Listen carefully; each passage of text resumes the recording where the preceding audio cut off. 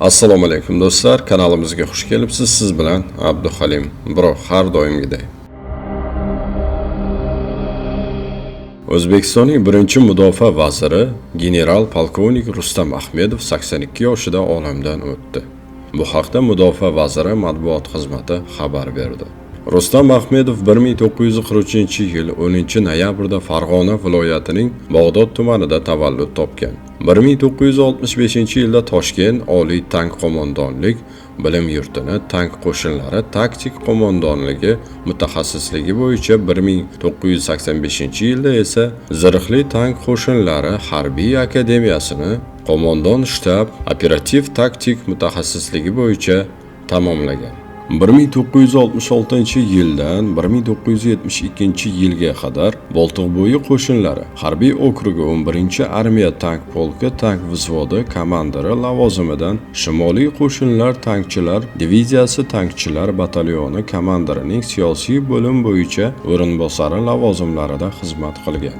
1972-yildan 1986-yilgacha Toshkent Oliy tank qo'mondonlik, Samarqand Oliy harbiy avtomobil qo'mondonlik, muhandislik bilim yurtida kursantlar batalyonida komandirning tarbiyaviy ishlari bo'yicha o'rinbosari hamda batalyon komandiri lavozimlarida xizmat ko'rsatgan.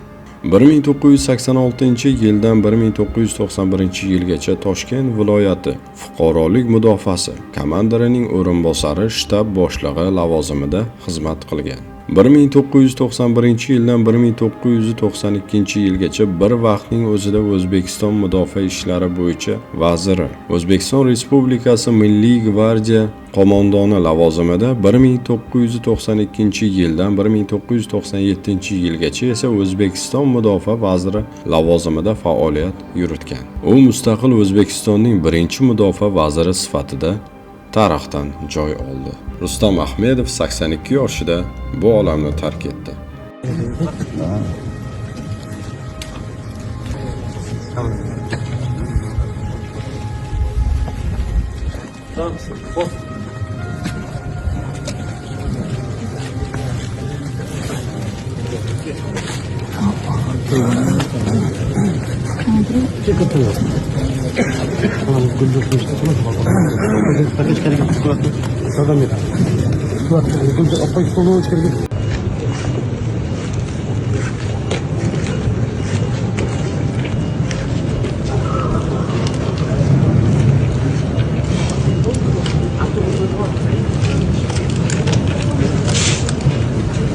Albatta yaqinlariga sabr tilaymiz.